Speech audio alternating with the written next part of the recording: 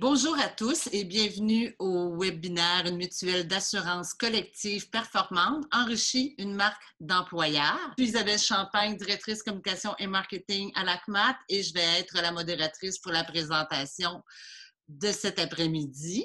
Alors, notre webinaire se déroule de 14h à 15h et nous allons respecter l'horaire afin de vous libérer tel que promis à 15h.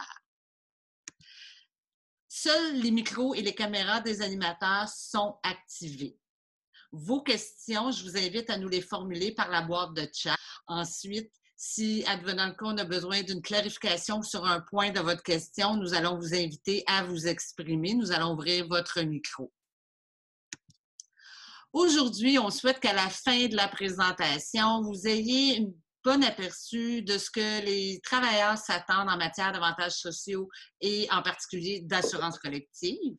On va aborder ce que la COVID-19 vient changer en matière d'assurance dans la situation actuelle, les gains de l'assurance collective versus les coûts en roulement de personnel, les meilleures pratiques en termes d'assurance pour éviter de trop grandes augmentations de primes, les tendances également en matière de protection, les avantages, les inconvénients de faire participer les employés au paiement de la prime, et ensuite les différences entre une mutuelle d'assurance et faire directement affaire avec un assureur ou un courtier.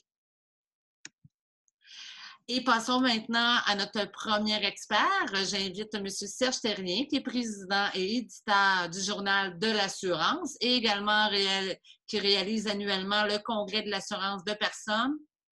Il publie le Journal de l'assurance de dommages ainsi que le Congrès du collectif à prendre la parole. Alors, bonjour à tous. Je parle d'assurance depuis 28 ans, au moment où j'ai créé mon groupe. Donc, je parle d'assurance depuis 28 ans, mais je ne vends pas d'assurance. Aujourd'hui, ce n'est vraiment pas mon rôle. Je n'ai pas l'intention de commencer. Alors, je suis journaliste au départ et par contre, un journaliste qui, à un moment donné, est devenu un entrepreneur. Mais je couvre le monde des affaires depuis au moins 35, 36, 37 ans. Je n'irai pas plus loin que ça, là. Madame Lamont, vous n'avez pas le droit de rire. Je m'intéresse particulièrement à la vie du monde des affaires, surtout les gens qui sont derrière les entreprises, les PME, les grandes entreprises et tout ça. C'est ce qui me passionne. Alors, c'est pour ça que Mme Champagne, quand elle m'a dit qu'il y avait 1000 chefs d'entreprise, j'ai dit ça, je trouve ça intéressant. Alors, j'ai été membre, soit de 100% du groupement des chefs d'entreprise pendant une dizaine d'années et je peux vous dire que les 7 ou 8 rencontres qu'on avait chaque année, c'est ça, avec une dizaine d'entrepreneurs, ça fait grandir énormément. Alors, et soit de 100%, je suis journaliste, mais je trouve qu'on ne parle pas assez de la vie des PME, de la vie des gens d'affaires dans les médias. Et ça, c'est triste, c'est dommage parce que c'est quand même le moteur de l'activité économique. D'ailleurs, sur les chefs d'entreprise, j'ai une maxime qui est dans mon bureau. Vous ne pouvez pas la voir, mais je vais vous la lire. Je m'y réfère souvent. Elle vient d'un monsieur qui est très connu, une phrase célèbre autant que le monsieur est connu, c'est Winston Churchill, et qui disait à propos des dirigeants d'entreprise, vous savez, on considère le chef d'entreprise comme un homme à abattre ou une vache à traire. Peu voient en lui le cheval qui tire le char. Alors, je pense que ça nous décrit tous et ça devient excessivement intéressant justement d'échanger. Alors, Mme Champagne, félicitations de tenir ces événements-là parce que c'est du partage. Le chef d'entreprise, vous savez, vous le savez, mais quand même, je vais en parler. Souvent, un chef d'entreprise est tout seul. Hein? C'est ce qui le guette, le plus grand défi, le plus grand challenge, c'est d'être seul souvent. Quand on a des problèmes comme chef d'entreprise, des fois, on va en parler aux associés. Ils font partie du problème ou avec les employés. Alors, à un moment donné, on se tourne vers le mur et on parle tout seul. Donc, des séances comme aujourd'hui, je trouve ça absolument extraordinaire. Ça permet justement d'approfondir. C'est des crash courses en condensé. Dans nos congrès, d'ailleurs, j'ai organisé depuis plusieurs années une session, un volet qui s'appelle Vision de chef d'entreprise.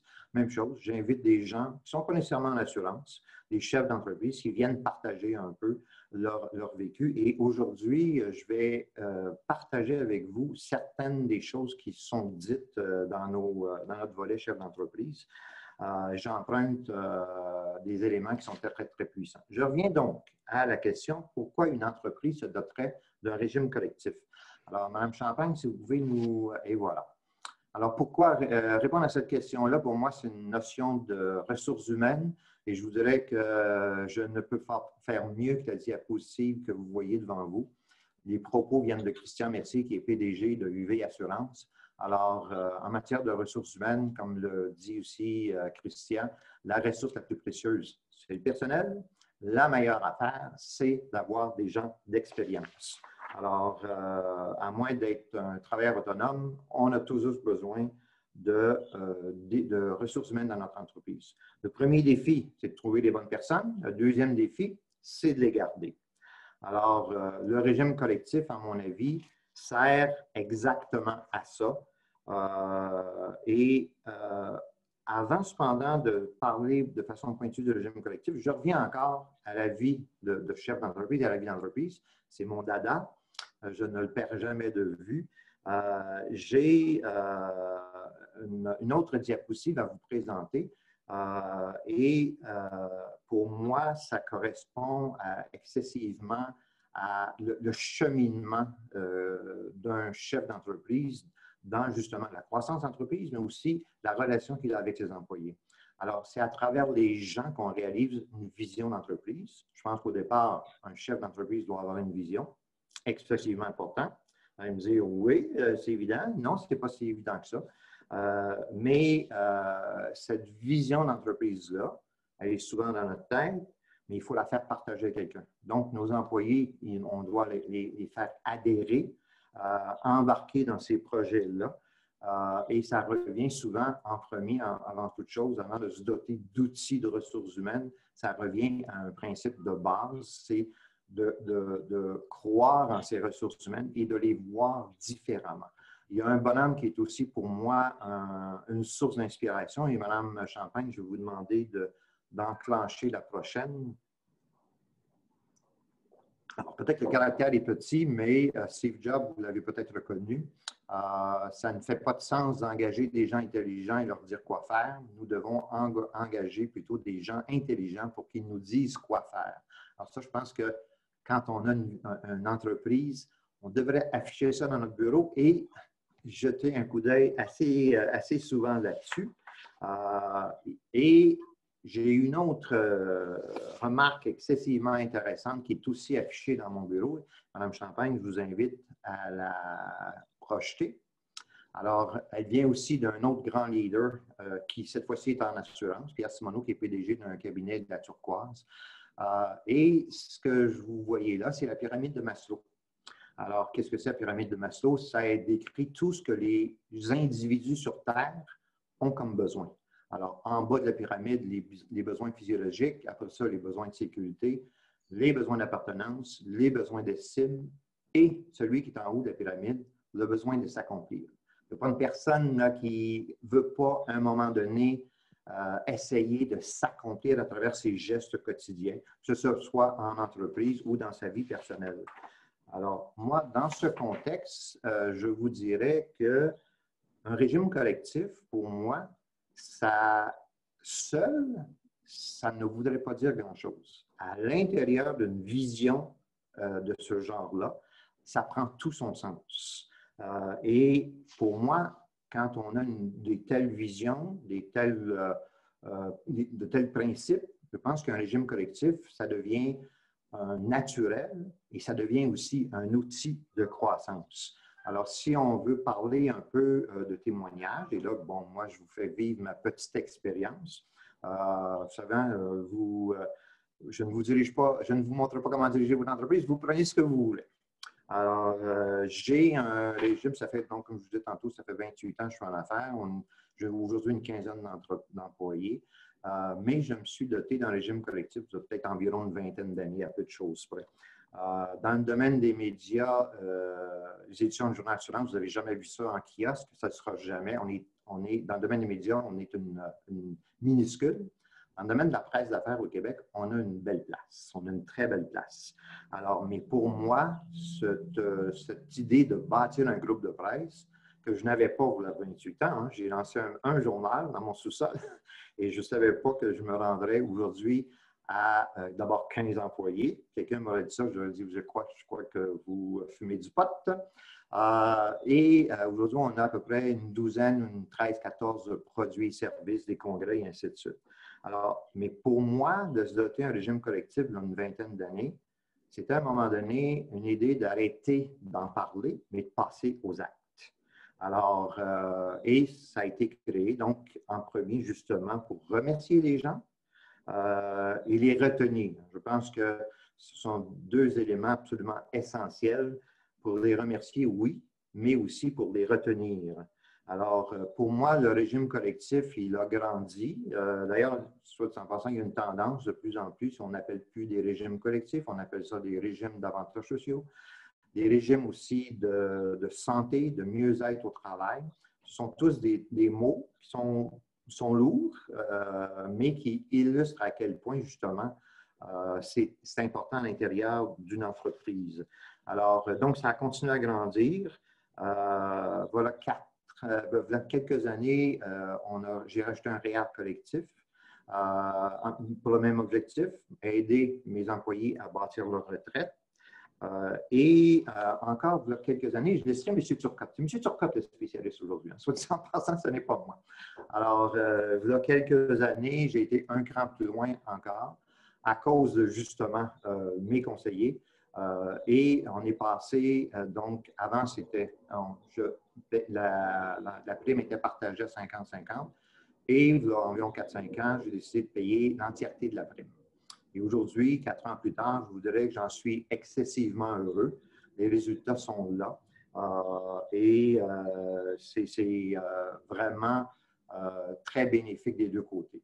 Alors, parlons maintenant un peu plus d'assurance. Arrêtons la vie d'entreprise, mais parlons un peu plus d'assurance. Mme Champagne, si vous voulez passer la suivante. Alors, bon, à quoi ça sert un régime? Est-ce que vos employés sont bien protégés? Alors, je pense que l'entrepreneur qui est dans ce cas-là n'a pas répondu à la bonne question. Alors, parlons encore, Mme Champagne, on va passer à la suivante.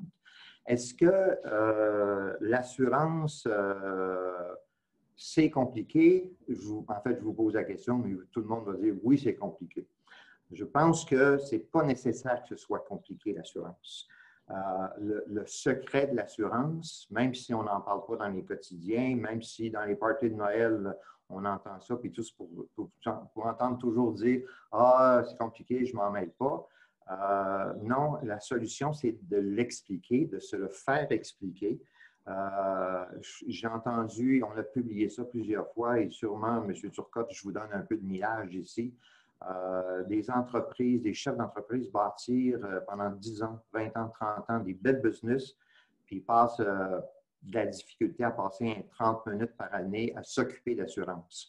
Alors, donc, je pense qu'en premier, il faut d'abord protéger sa business. Sinon, à un moment donné, ça pourrait être dangereux quand on ne sera plus là. Alors, M. Turcotte, c'est des gens qu'il faut écouter et c'est à eux à nous expliquer l'assurance. Si l'assurance, on trouve que c'est compliqué, c'est à ce moment-là, il faut dire aux conseillers, aux experts, je n'ai pas compris. Même s'il faut répéter la question 3 fois, 4 fois, je n'ai pas compris, expliquez-moi-le. C'est à eux à l'expliquer. Souvent, je suis convaincu que dans vos quincailleries, il y a bien du monde qui se présente le matin en disant je cherche une bébelle, je ne sais pas comment ça s'appelle, pour réparer quelque chose chez nous que je ne sais pas, un autre bébelle que je ne sais pas comment ça s'appelle, mais vous êtes le spécialiste, vous allez trouver en quelques secondes la réponse. C'est la même chose avec les conseillers. Donc, il faut savoir demander des explications et il faut s'entourer de bonnes personnes. Alors, vulgariser, vulgariser, vulgariser. Je vais passer rapidement maintenant sur les meilleures pratiques en assurance collective et M. Turcotte aussi va revenir là-dessus. Je pense que c'est important de développer une relation de long terme. Je pense que si on magasine à chaque année, ce n'est pas une bonne avenue. Il y a plusieurs assureurs, plusieurs conseillers, courtiers qui savent très bien dans l'industrie que quand une PME ou même une grande entreprise change de fournisseur à chaque année, Ben oui, on peut faire baisser la prime, mais dans l'industrie, c'est connu. Le client qui s'en vient, on va lui faire une belle prime. Au renouvellement, la prime elle va être un peu plus chère. Alors, plutôt que de changer, aller au marché, comme on dit, ben, il s'agit plutôt simplement justement, de travailler sur les couvertures. Alors, M. Turcotte est là. Est-ce que le dentaire est important? Personnellement, je dirais en parenthèse, moi, je considère, comme on a fait plusieurs papiers dans l'industrie, dans nos magazines et dans nos congrès, le dentaire, c'est une question de soins personnels. L'assurance est là pour arriver à régler les problèmes, les surprises, les accidents et ainsi de suite. Alors, personnellement, je n'ai pas le dentaire, mais encore une fois, c'est un choix de chaque entreprise. Les services paramédicaux, est-ce que le massage et le psychologue, c'est la même valeur? C'est à vous à y répondre. L'invalidité à court terme ou celle du long terme, c'est à vous à y répondre. La couverture de médicaments, 70 des coûts d'assurance collective viennent des médicaments. Alors ça, c'est excessivement important d'y consacrer beaucoup de temps. Et souvent, le générique est la solution. Les employés vont dire « Oh non, dites-vous que parler à des spécialistes comme M. Turcotte, ils ont des données en matière de pharmaceutique, un générique, c'est vraiment la même molécule. Et si vraiment quelqu'un est excessivement malade dans les maladies très rares, il y a des marges de manœuvre quand même dans les régimes collectifs. Une tendance qui est énorme, la prévention, la santé au travail. Ça permet justement d'abaisser énormément les coûts. Un mythe à déboulonner, je ne voudrais pas vous quitter sans déboulonner celui-là, je l'entends depuis des années, dans les parties de Noël, partout dans les meetings. On sait bien, les assureurs ne paieront pas cette réclamation-là. Ça me irrite les oreilles parce qu'un assureur, ça ne paye pas, ça gère. Un assureur en assurance collective est un gestionnaire de fonds. Celui qui paye, c'est l'employé ou l'employeur ou totalement l'employeur. Alors, donc, l'assureur va respecter le contrat. Alors, donc, c'est le contrat qui dit qu'est-ce qui va être payé. Alors, donc, ça ne sert à rien de dire « Ah, l'assureur ne paiera pas ». C'est vraiment le régime qui décide qu'est-ce qu'on paye et qu'est-ce qu'on ne paye pas. Alors, dernière chose, qu'est-ce que la COVID vient changer? M. Turcotte aussi, je vous en envoie sur votre épaule, mais sur vos épaules, M. Turcotte.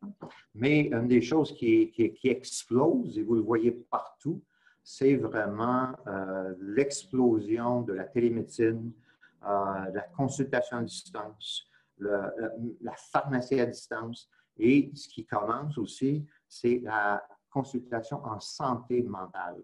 Actuellement, on voit une explosion des problèmes de santé mentale, surtout avec la COVID, parce que, comme aujourd'hui, on ne peut pas se serrer la main, mais la télémédecine va régler énormément de problèmes de ce genre-là.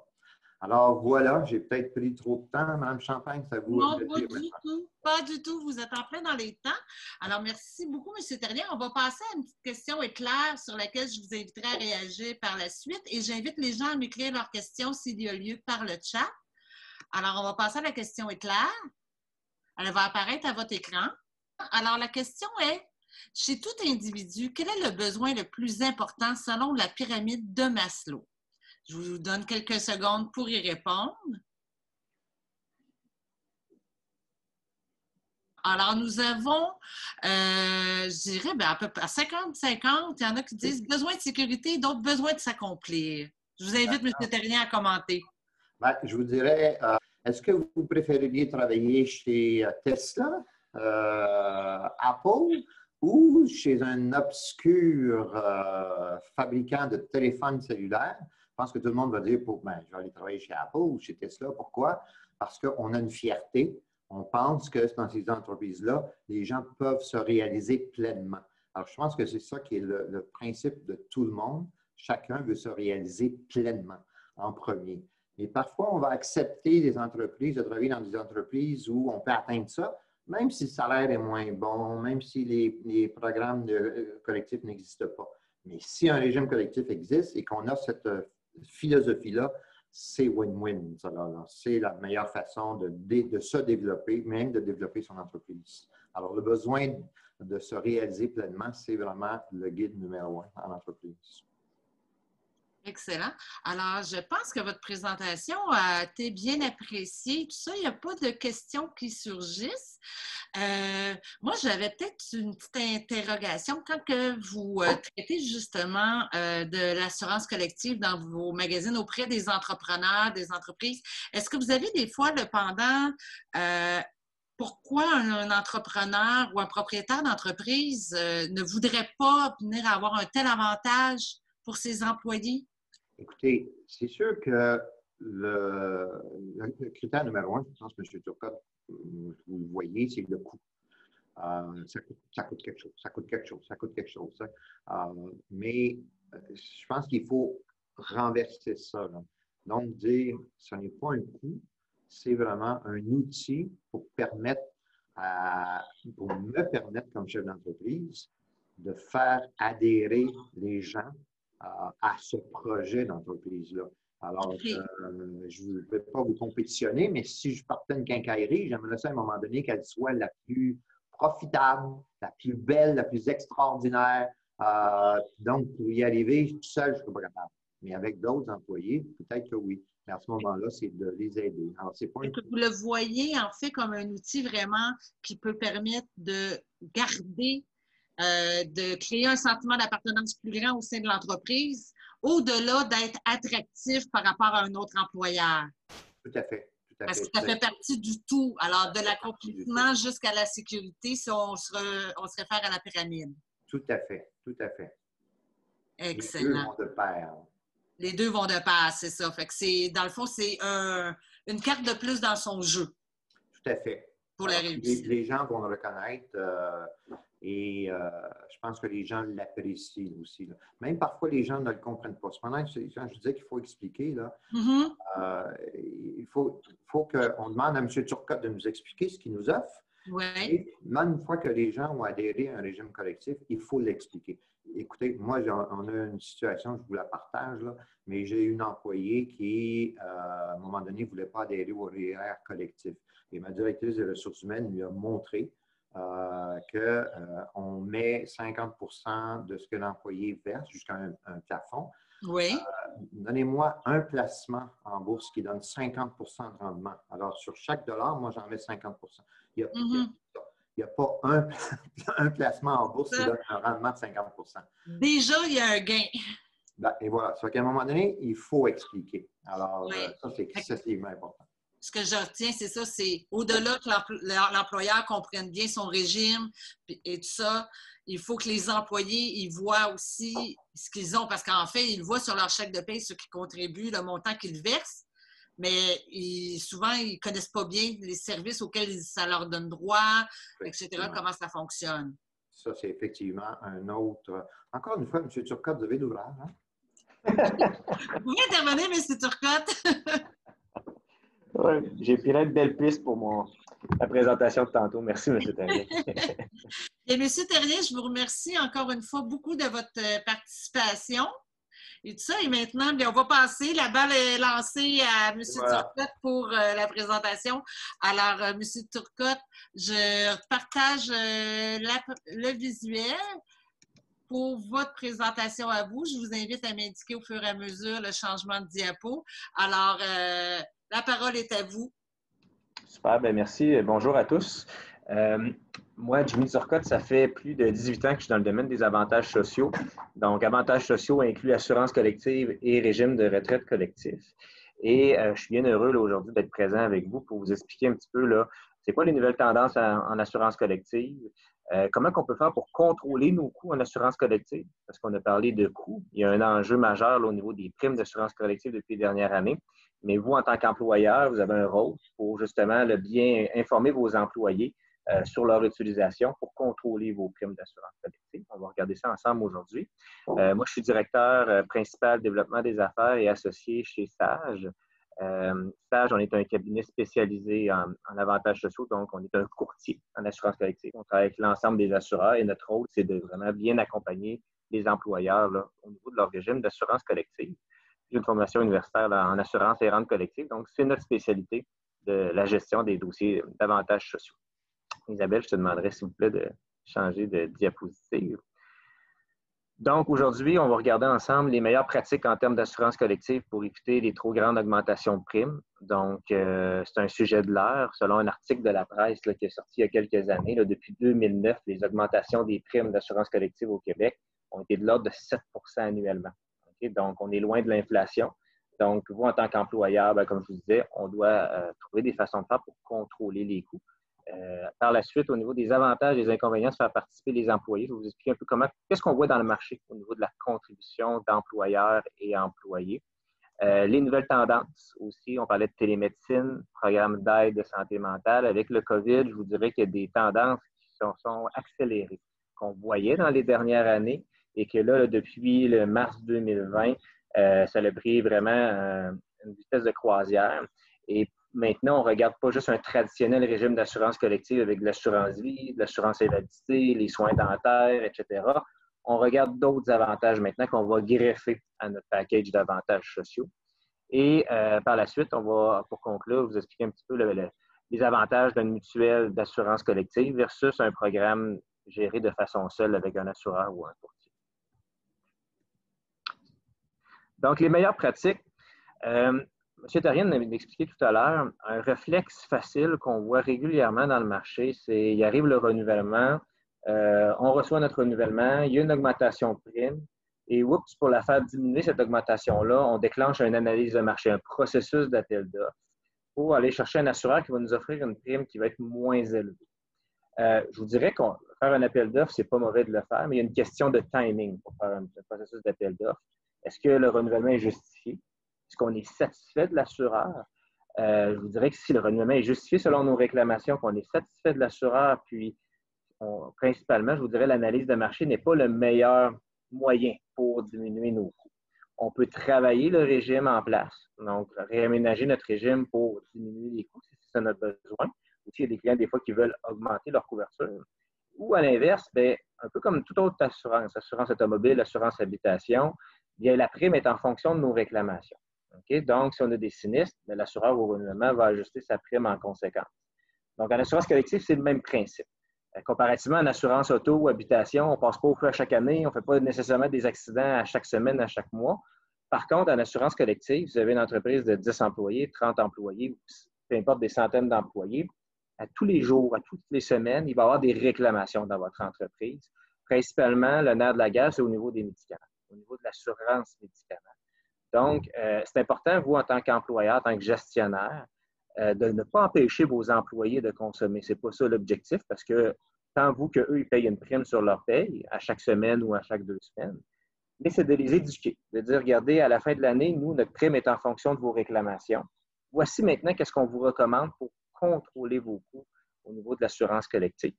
Donc, les petits trucs qu'on veut vous partager aujourd'hui, vous allez voir, le premier, c'est magasiner sa pharmacie. Magasiner sa pharmacie, c'est rendu connu de plus en plus. Okay? On en apprend tous les jours quand on en parle aux employés et aux employeurs. Protégez-vous, on fait une enquête là, il y a quelques années. Je vous dirais que pour le même médicament d'une pharmacie à l'autre, le prix peut varier entre 9 et 80 là, pour le même médicament. Et dans la même bannière, ça peut aller jusqu'à 60 okay? Donc, vous comprenez que le réflexe premier d'un employé, je suis assuré, je vais aller aux pharmacies au coin de la rue, c'est correct. Par contre, si on faisait un peu plus de démarches, on pourrait se retrouver avec un médicament qui serait beaucoup moins onéreux sur une autre pharmacie si on magasinait notre pharmacie. Donc, les pharmaciens, c'est sûr que ça se pose comme question. Et aussi, on peut soit téléphoner, aller directement en succursale. Et aussi, de plus en plus, on voit les pharmacies en ligne. Les pharmacies qu'on peut directement par le web, des entreprises québécoises, okay, qui peuvent livrer les médicaments directement à votre domicile et qui donnent les prix des médicaments directement sur leur site web. Donc, c'est une bonne façon aussi de vérifier nos coûts. Donc, ce point-là, je vous dirais qu'il est majeur parce que vous comprenez que s'il y a des écarts là, qui peuvent aller jusqu'à 80 bien, si on répète aux employés, puis ça, c'est un rôle d'éducation régulièrement aux employés que les médicaments, magasinez-le, à la fin de l'année, les réclamations risquent de diminuer. Et si les réclamations ont diminué, vous comprendrez que la prime va être meilleure au renouvellement, puis on va avoir plus de marge de négociation avec l'assureur. Donc, ça, c'est un point très majeur parce que je vous dirais que dans votre prime d'assurance maladie, en général, 75 de la prime correspond au niveau des médicaments. Okay? Donc, magasiner la pharmacie, ça, c'est un point qu'on va regarder avec les employés. Et nous, notre rôle, c'est justement de communiquer cette information-là aux employés. Maintenant, les médicaments, on a l'habitude de les prendre à chaque mois. Okay? Donc, de façon répétitive à chaque mois quand c'est des médicaments d'entretien. Par contre, des médicaments qui sont justement d'entretien, on peut les prendre sur une période de plus que chaque mois, donc aller jusqu'à une période de 3 mois. L'avantage, c'est que normalement, le pharmacien va diminuer ses honoraires. Okay? Donc, l'honoraire du pharmacien, depuis quelques temps, là, on voit ses honoraires sur les reçus quand vous allez à la pharmacie. Donc, normalement, si vous achetez un pot de pilule pour 3 mois versus un pot de pilule de 3 mois pour 1 mois, vous êtes supposé avoir une économie sur l'honoraire du pharmacien. Il y a un seul honoraire, un seul geste qui est posé. Donc, à ce niveau-là, que ce soit des pharmacies directement en succursale ou en ligne, on priorise pour des médicaments d'entretien. C'est sûr que c'est des médicaments pour des maladies de courte durée. Ce n'est pas suggéré. De toute façon, les assureurs ne le recommandent pas. Mais par contre, si on parle de cholestérol ou de pression, des médicaments que vous prenez mois après mois, il y a un avantage tant au niveau du temps, au lieu de se déplacer plusieurs fois, mais au niveau financier aussi. C'est-à-dire que l'employé va économiser. Et si l'employé débourse moins, s'il y a moins de réclamations, bien encore là, on va être gagnant au renouvellement. Maintenant, l'autre point qu'on mentionne, c'est au niveau du médicament générique, la marque maison. Okay? Donc, je vous dirais que les médicaments génériques, c'est les mêmes molécules que les médicaments là, originaux. C'est approuvé par Santé Canada. Ça fait le même effet pour la grande majorité des cas. C'est sûr que pour certains employés, il peut arriver des fois des situations auxquelles il y a une moins bonne digestion ou autre du médicament. Mais je vous dirais que pour la grande majorité des cas, on a d'énormes avantages de prendre un médicament générique. Les économies peuvent aller jusqu'à 60 % par rapport à un médicament original. Donc, c'est majeur de favoriser un médicament générique. De plus en plus, les pharmaciens proposent le générique quand il y en existe un sur le marché. Et nous, qu'est-ce qu'on constate au niveau de nos clients? C'est quand on parle de générique, quand on peut même mettre des mécanismes de remboursement générique dans les régimes collectifs, on peut aller chercher des remboursements là, en nombre de médicaments jusqu'à 60 % des génériques. Donc, c'est-à-dire 6 médicaments sur 10 qui sont pris dans l'entreprise sont des médicaments génériques. Puis souvent, les autres médicaments qui ne sont pas pris en générique, c'est des médicaments qui n'existent pas de version générique, donc des nouveaux médicaments pour des nouvelles maladies. Je vous dirais que ces 3 trucs-là, qui sont des trucs assez simples, okay, si on le répète régulièrement, c'est-à-dire lors des renouvellements, aux périodes de 6 mois, 3 mois, bien, en éduquant bien les employés, vous allez avoir directement des retombées à votre renouvellement, puis au fil du temps aussi, là, au niveau de votre prime d'assurance collective.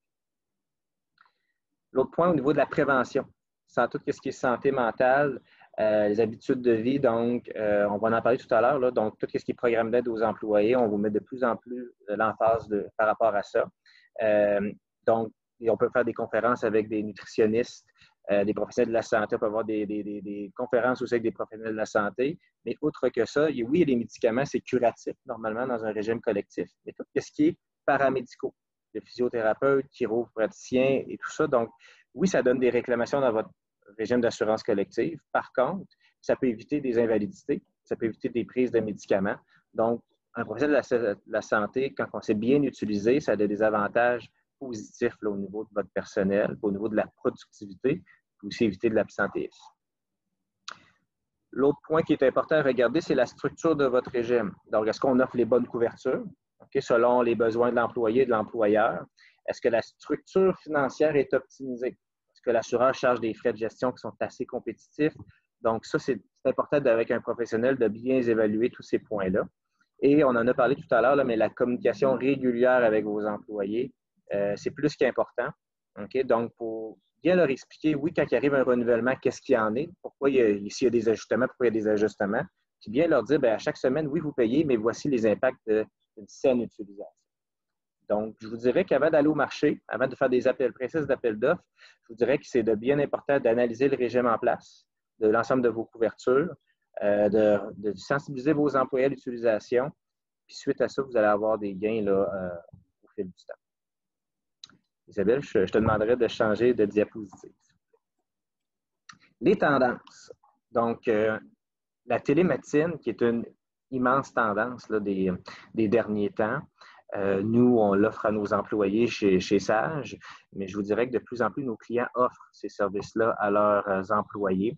C'est-à-dire que ça permet à l'ensemble de vos employés d'avoir accès à une équipe de professionnels de la santé. que ce soit un médecin ou autre spécialiste de la santé, via leur téléphone intelligent ou un ordinateur.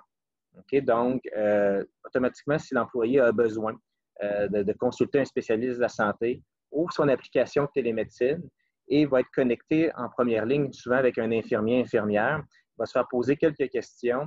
Suite à les questions qu'il va avoir eues, bien là, ils vont être capables d'être dirigés vers le bon spécialiste. 70% des cas qui peuvent se régler normalement en clinique sans rendez-vous peuvent se régler de façon virtuelle. Okay? Donc, c'est majeur. C'est sûr que si vous avez besoin d'une bosse à l'estomac ou de quoi qui demande vraiment de toucher ou quoi que ce soit, c'est plus compliqué en télémédecine. Mais si on parle de problèmes amygdalites, un renouvellement de prescription ou autre, bien, je vous dirais que la télémédecine est une très, très bonne alternative. C'est accessible, c'est-à-dire que souvent les fournisseurs peuvent offrir le service 24/7. Donc, ça peut être ce soir à la maison, on écoute la télévision, on a un petit problème de peau, on est inquiet, on peut tout de suite communiquer avec une équipe de spécialistes, puis automatiquement, bien, on va être pris en charge, puis c'est très préventif. Okay? Souvent, là, au Québec, malheureusement, c'est qu'on attend que la situation s'aggrave avant de consulter, puis des fois, ben, avoir consulté avant, on aurait évité bien des problèmes. Bien, je vous dirais qu'avec la télémédecine, bien, on a une facilité de consultation. On peut éviter de graves problèmes là, avec ce service-là. Donc, je vous dirais que les coûts aussi au fil des dernières années, principalement les 2 dernières années, ont réduit beaucoup au niveau de ce service-là. Il y a de la concurrence, il y a des nouveaux joueurs sur le marché du Québec et les coûts sont très abordables. Je vous dirais là, que ça peut aller aussi bas que 1 à 2 $ par mois par employé jusqu'à 7 à 8 $ par mois par employé pour avoir un service de télémédecine pour l'employé et sa famille. Donc, les assureurs aussi l'offrent de plus en plus dans leur programme. Donc, c'est important de bien se renseigner par rapport à ça. Parce qu'offrir un service de télémédecine, vous allez gagner en tant qu'employeur au niveau de votre productivité, votre absentéisme, votre présentéisme. Combien de fois que ça vous est arrivé qu'un père ou une mère de famille a pris du temps avec un de ses enfants pour aller à la clinique pendant 2 heures, 3 heures sur les heures du travail. De regarder avec ça, ils peuvent le faire directement là, le soir même ou le lendemain. Les rendez-vous sont assez rapides. Normalement, on peut les avoir le lendemain ou le surlendemain, sans perdre du temps là, sur les heures du travail. Ou même, des fois, un employé peut prendre 10 minutes avec un rendez-vous avec le médecin directement sur les lieux de travail si c'est autorisé. Il y a plein de façons innovantes là, pour mettre en place la télémédecine.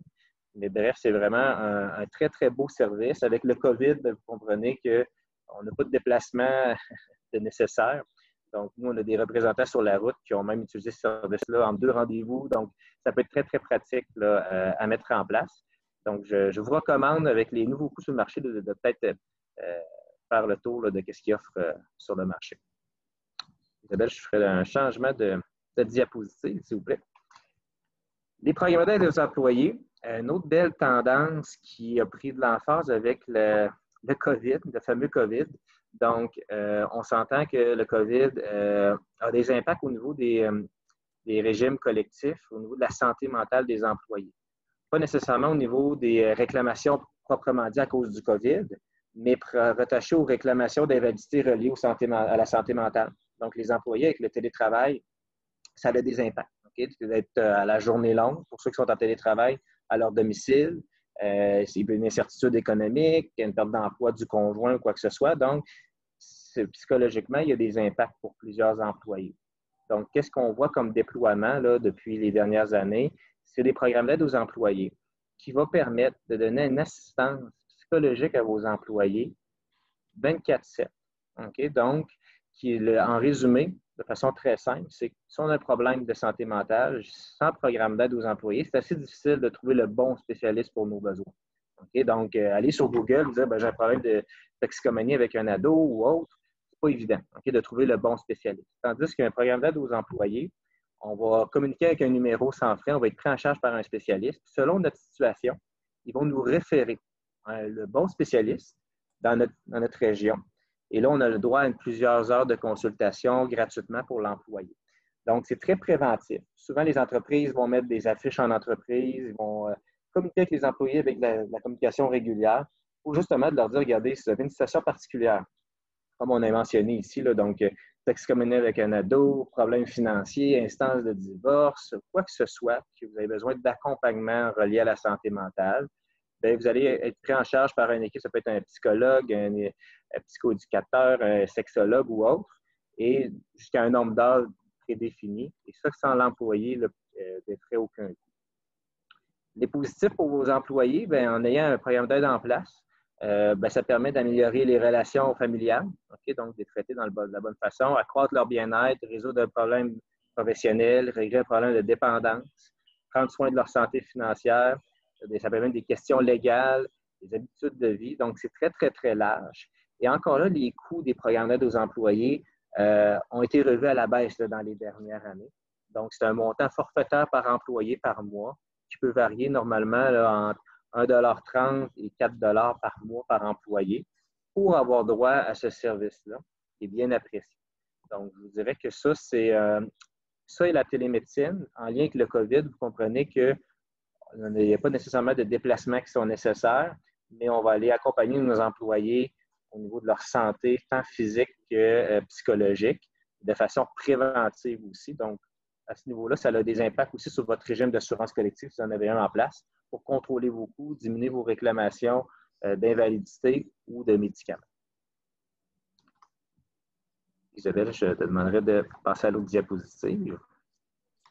Une autre belle tendance qui est offerte aux entreprises, je vous dirais normalement de 20 employés et plus, c'est de mettre en place des régimes flexibles qu'on appelle régime modulaire, qui est le premier point ici sur la diapositive.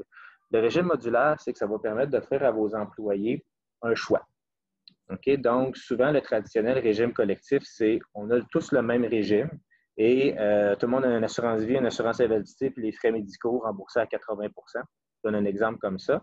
Donc, ça, c'est correct. Par contre, vous êtes d'accord avec moi qu'on n'a pas tous les mêmes besoins. Okay? Soit selon notre âge, soit selon notre famille ou célibataire. Donc, on peut avoir différents besoins en matière d'avantages sociaux. Et maintenant, qu'est-ce qu'on est capable de faire? C'est de mettre des régimes qui vont être prédéterminés. Okay? Donc, généralement, si l'entreprise a un régime fixe au niveau de l'entreprise, on va mettre un régime standard, le régime central identique à leur régime actuel. On va offrir aux employés un régime qui va être moins généreux, qui va coûter peut-être 15 à 20 % moins cher, okay? Mais qui va offrir moins de couverture. Et on va aller chercher un régime qui va être supérieur à celui qu'il y a actuellement, et là, qui va coûter un peu plus cher. Et là, on laisse le choix à l'employé. Si on veut plus, pas de problème, on a un régime pour toi pour en offrir plus. Si on veut moins, bien, pas de problème, ça va coûter moins cher. Donc, à ce niveau-là, on va aller chercher vraiment là, une satisfaction pour l'ensemble des employés. Très belle tendance au niveau des avantages sociaux pour de la moyenne et grande entreprise. Même pour la petite entreprise, il faut bien l'évaluer. Okay? Et même avant de mettre un régime modulaire en place, souvent, qu'est-ce qu'on va recommander? C'est de faire un sondage. Faire un sondage aux employés pour voir c'est quoi leur degré de satisfaction. Okay? Puis est-ce qu'ils sont satisfaits du régime en place? C'est sûr que si on fait un sondage, puis 98 % des employés disent « Merci, boss, on est bien content du régime collectif, on ne veut rien changer », le régime du modulaire est peut-être un coup d'épée dans l'eau.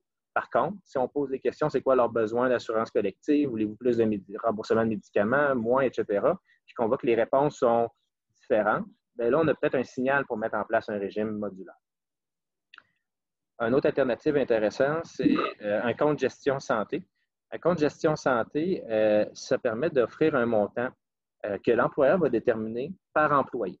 Ça peut être un montant, il va donner des chiffres comme ça, là, 300 $, 500 $, 1000 $ par employé. Un peu comme une carte de crédit, l'employé qui se fait allouer un compte santé peut utiliser ce montant-là pour toute dépense médicale qui est admissible au niveau de l'impôt. Donc, exemple, M. Terrien l'a mentionné tout à l'heure, bon, les soins dentaires, ce n'est pas toujours des garanties qui sont couvertes dans les régimes collectifs. Au lieu d'offrir les soins dentaires, pourquoi on ne mettrait pas un compte santé? C'est-à-dire qu'on met une enveloppe budgétaire. Si tu as besoin d'un nettoyage, tu as des frais dentaires à te faire rembourser, pas de problème, tu as un compte santé. Tu as besoin de lunettes? Bon, ben parfait, pour toi, on a notre compte santé qui est là pour ça. Tu as atteint ton maximum pour les physiothérapeutes, ben, tu as ton enveloppe de compte santé. Donc, c'est très, très flexible et ça permet aussi facilement à l'employeur de budgéter à la fin de l'année ses dépenses parce qu'il sait que s'il y a 10 employés à 300 $ pour son compte santé, bien, à la fin de l'année, ben, c'est maximum dans ses budgets, ça va coûter 3 000 $ pour sa gestion de compte santé. C'est-à-dire qu'un régime collectif, bien, pour les autres couvertures, des fois, les réclamations sont dures à prévoir. Donc, ça, c'est une belle tendance au niveau des comptes de gestion santé. Et aussi, on peut catégoriser notre régime par classe. Okay? Donc, on peut y aller par haute direction, cadre, employé. Donc, on peut moduler notre régime de cette façon-là. Puis, de toute façon, classique là, dans le marché, mais c'est toujours possible de le faire. Donc, exemple, vous avez des cadres qui ont des salaires plus élevés. On peut regarder une option pour l'invalidité de courte durée qui va leur permettre de remplacer l'assurance chômage maladie, Mais vos employés qui ont des salaires plus bas, bien, auxquels la prime est importante, bien, on va, au lieu de faire participer l'assureur dans les premières semaines d'invalidité, on va faire participer l'assurance emploi. Donc, c'est possible de travailler cette façon de faire-là là, avec votre régime collectif par différentes classes. Isabelle, prochaine diapositive, s'il vous plaît. Merci. Au niveau de la participation financière là, au niveau des régimes collectifs, je vous dirais que la grande majorité des régimes collectifs au Québec, il y a une participation de l'employeur. Très rares sont ceux qui n'ont pas de participation de l'employeur. Je dirais que c'est peut-être moins de 5 %. Ceux qui l'employeur participe, je vous dirais qu'encore là, la majorité, qu'est-ce qu'on voit dans le marché, c'est 50 % de la prime qui est assumée par l'employeur. C'est un pourcentage. Okay? Mais encore là, on peut avoir beaucoup de 25 %. Des dossiers comme M. Terrier à 100 % employeur, on trouve ça génial, mais c'est plutôt rare. Okay? Il y a des avantages, des inconvénients. Okay? Il faut bien l'exposer aux employés parce que quand c'est payé à 100 % par un employeur, l'employé va dire regarde, c'est le boss qui paye, puis on va réclamer plus. C'est pour ça que le rôle d'éducation va être très important à ce niveau-là. Mais je vous dirais que généralement, dans le marché, là, on va voir un 50 % de contribution au niveau de la prime. Un montant fixe, ça peut être aussi le possible. C'est-à-dire que l'employeur dit, nous, dans notre budget, c'est, exemple, 5 $ par paye qu'on va payer par employé. Donc, ça, pour nouveau budget, c'est facile parce que quand il arrive un renouvellement, peu importe le renouvellement, vous savez que votre 5 $ est respecté. Par contre, s'il y a des hausses, c'est uniquement vos employés qui participent à la hausse, à moins que vous ajustez votre montant en conséquence. Donc, ça peut être possible. Certains employeurs vont dire que c'est plus équitable. Qu'un employé soit individuel ou familial chez nous, je donne 5 $ ou 10 $. Donc, c'est vraiment une vision. Il n'y a pas de mauvaise ou de bonne réponse, mais je vous dirais que le montant fixe peut être possible ou un montant en pourcentage. Donc, aucune contribution de l'employé, je vous dirais que ça, on en voit beaucoup dans des domaines de niche, que ce soit de la technologie, le pharmaceutique ou autre, et aucune contribution de l'employeur. Je vous dirais que même les assureurs, quand on fait des appels d'offres, exigent normalement un minimum de 25 % de contribution de l'employeur pour s'assurer d'une certaine viabilité du régime. Donc, une contribution d'employeur, ça prouve à l'assureur que si éventuellement il y a des ajustements de coûts, que l'employeur va absorber aussi un ajustement de coûts. Sans contribution de l'employeur, c'est sûr que c'est juste les employés qui participent au risque. Puis il peut y avoir un risque au niveau de la viabilité du régime, que si une année connaît une hausse, que les employés décident de mettre un terme au régime collectif. Donc, je dirais que c'est une alternative qui est moins fréquente dans le marché.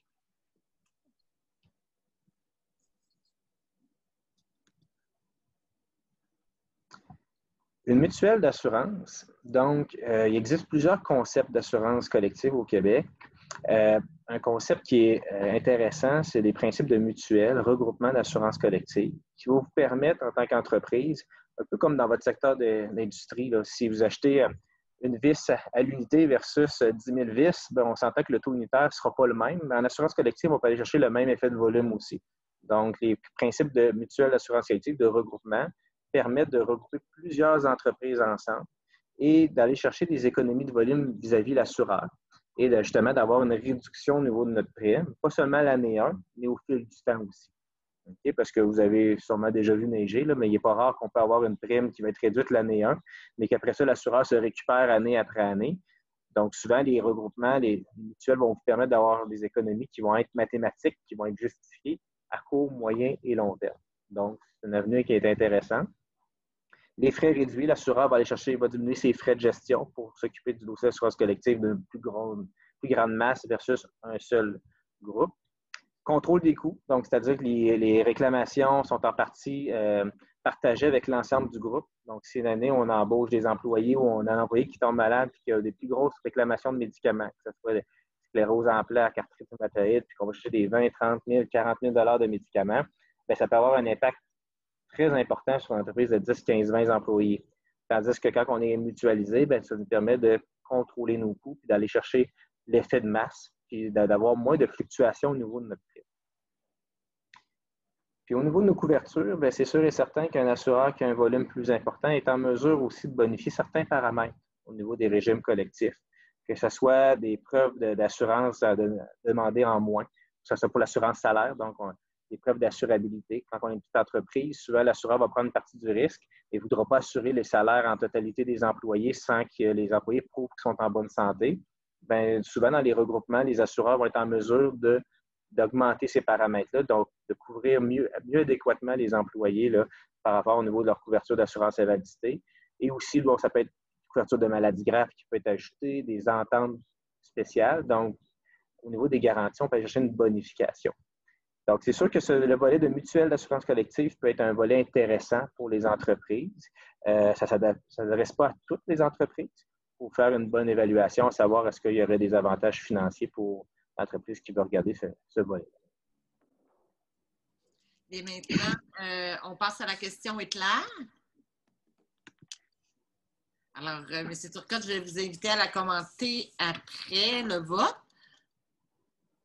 Donc, au Québec, quel est le montant maximal annuel qu'un assuré doit payer pour ses médicaments? Je vous laisse quelques secondes pour y répondre. Donc, certains pensent, la moitié des participants pensent que c'est 5 200 et l'autre moitié, aucun maximum. Monsieur Turcotte, je vous invite à commenter ces réponses. Oh ben, regardez, vous avez tous la mauvaise réponse. J'aurais aimé ça que vous ayez la bonne réponse, mais bref, au Québec, qu'on soit sur le régime public d'assurance médicaments ou sur un régime privé, la RAMQ aurait légiféré un petit peu là, les concepts d'assurance médicaments. Donc, un employé ne peut pas payer de ses poches plus que 1 144 pour ses médicaments. Donc, après ce montant, qu'on soit sur le régime public ou sur un régime privé, on va être remboursé à 100 Donc, quelqu'un a une maladie majeure qui prend des dizaines de milliers, qu'on en voit malheureusement de plus en plus. Le maximum dans une année, dans son budget que ça peut lui coûter, c'est 1 144 Après, que ce soit l'assureur ou la RAMQ, eux vont rembourser à 100 l'employé. Et ça, ce montant-là, il est révisé annuellement. Donc, à chaque année, il y a un petit ajustement, là, donc peut-être de 10 à 15 qui permet justement là, de garder en vie là, les employés qui ont garder en vie financièrement les employés qui ont des grosses réclamations. Faire attention, il y a une nuance. Là.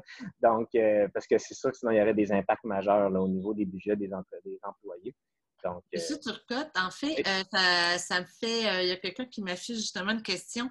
Si vous dites que le montant est plafonné, est-ce que ça pourrait arriver si un employé, en fait, je vais reformuler la question de la façon qu'on me l'a posée.